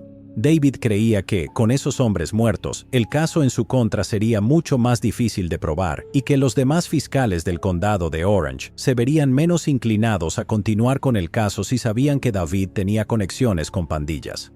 Ir tras esos dos hombres tan importantes fue un movimiento audaz, pero la audacia de David no terminó ahí. Cuando se enteró de que Patty, quien estaba encarcelada en un centro penitenciario femenino separado, cercano, planeaba testificar en su contra a cambio de una reducción de su condena, añadió su nombre a la lista de objetivos también, en parte para silenciarla, pero también por venganza.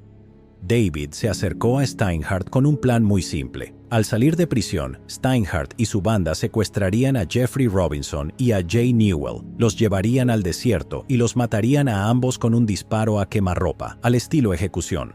Luego, organizarían el asesinato de Patty a manos de otra sicaria, quien, según Steinhardt, estaría dispuesta a dejarse arrestar para poder acercarse a Patty dentro de la cárcel. Después de eso, Steinhardt ayudaría a David a escapar de prisión, algo que, según David, sería bastante sencillo, ya que también tenía un plan para eso. Verán, David tenía programado un tratamiento dental importante para aliviar un dolor que sufría en la mandíbula. Sin embargo, como la prisión donde se encontraba dependía de dentistas externos para realizar cirugías mayores, David sabía que tendrían que trasladarlo a una clínica dental cercana para realizarle el procedimiento. Su plan consistía en que Steinhardt siguiera la camioneta de transporte penitenciario, entrara a la clínica disfrazado, emboscara a los oficiales que lo escoltaban y luego lo liberara, para así escapar juntos a una casa segura que David ya tenía preparada. Como pago, David le ofreció a Steinhardt $30,000 por los 3 asesinatos, $10,000 por cada uno. Pero también dijo que podía mejorar la oferta guiándolo hasta un escondite de $500,000 que tenía enterrado en el desierto para emergencias. Una vez completada la fuga, David le permitiría a Steinhardt quedarse con $200,000 de ese dinero. Luego, él usaría el resto para huir a México y comenzar una nueva vida. Era un plan complicado, con muchísimas piezas móviles e innumerables incógnitas, como por ejemplo cuándo sería el traslado al dentista, cuántos guardias lo acompañarían, quién más estaría en la clínica y muchas cosas más. Pero David estaba convencido de que podía lograrlo, y Steinhardt aceptó. Una vez que el motociclista fue liberado, David lo contactó decenas de veces desde el teléfono de la prisión para afinar los detalles. Hablaron en lenguaje codificado para ocultar la verdadera naturaleza de sus conversaciones. Para poner en marcha todo el proceso, David autorizó a su abogado a retirar dinero de su cuenta bancaria y dárselo a su hermano Tom, quien luego canalizó ese efectivo hacia Steinhardt para que pudiera comenzar. Ninguno de los dos hombres sabía exactamente para qué era el dinero, solo que era importante. El 13 de febrero de 1988, Steinhardt llamó a David para informarle que el plan había sido un éxito. Dijo, "Bang, bang", justo en la parte de atrás de la cabeza. David acercó el auricular a su boca y habló en voz baja para que no lo oyeran. "Maravilloso, eres un buen hombre, lo hiciste muy bien". Como una colegiala, David colgó el teléfono y luego llamó a su hermano Tom para que entregara el resto del dinero. Después regresó a su celda, se recostó y se relajó, convencido por primera vez desde su arresto de que todo estaría bien. Había orquestado el crimen perfecto. Sin embargo, su paz fue efímera, porque no todo era lo que parecía. En primer lugar, todas las llamadas entre David y Steinhardt habían sido grabadas, porque, por supuesto, todas las llamadas en prisión son grabadas. Además, ni Jeffrey Robinson ni Jay Newell estaban realmente muertos, porque, sin que David lo supiera, Steinhardt había estado trabajando con la policía desde el principio. Todas sus conversaciones habían sido grabadas. El dinero que David le había enviado estaba en manos de las autoridades, y Steinhardt estaba dispuesto a testificar contra David en el juicio. La razón por la que Steinhardt se retiró del acuerdo, más allá de lo ridículo que era el plan de David, fue porque se enteró de que David había tenido como objetivo tanto a Linda como a Patty cuando ambas eran menores de edad, y él no sentía ninguna simpatía por los abusadores de menores. De cualquier forma, David no iba a salir de prisión en mucho tiempo. Poco después, se añadieron nuevos cargos por conspiración para cometer asesinato y perjurio a la ya extensa lista de acusaciones que enfrentaba. Cuando el abogado de David se enteró de lo que había sido arrastrado a hacer sin saberlo, declaró un conflicto de intereses y fue reemplazado. También se le revocaron a David los privilegios telefónicos. En 1992, David Arnold Brown fue declarado culpable y sentenciado a cadena perpetua sin posibilidad de libertad condicional por su papel en el asesinato de Linda Bailey Brown. Además, se le impusieron 6 años adicionales de prisión tras declararse culpable de conspirar para asesinar a Jeffrey Robinson, Jay Newell y Patty Brown. Patty Brown se declaró culpable, pero como testificó contra David en el juicio y era menor de edad en el momento del asesinato, recibió una sentencia reducida. Fue liberada tras pasar solo unos pocos años en prisión. En ese momento, cambió su nombre, se volvió a casar y, según se informa, ha llevado una vida relativamente normal. A principios de 1992, después de pasar 7 años completos en prisión, Cinnamon Brown fue liberada cuando la Autoridad Juvenil de California votó 2-1 a favor de concederle la libertad condicional anticipada. Considerando las circunstancias, dijeron que era momento de darle una segunda oportunidad. Jay Newell fue personalmente a recogerla a prisión y usó su propio dinero para ayudarla a comenzar de nuevo. Hasta septiembre del 2023, Cinnamon sigue viviendo en el condado de Orange, California. David Brown murió solo en prisión en marzo del 2014, tras cumplir 26 años tras las rejas. Llegados aquí, ¿acaso no has visto este otro crimen? Yo no me lo perdería,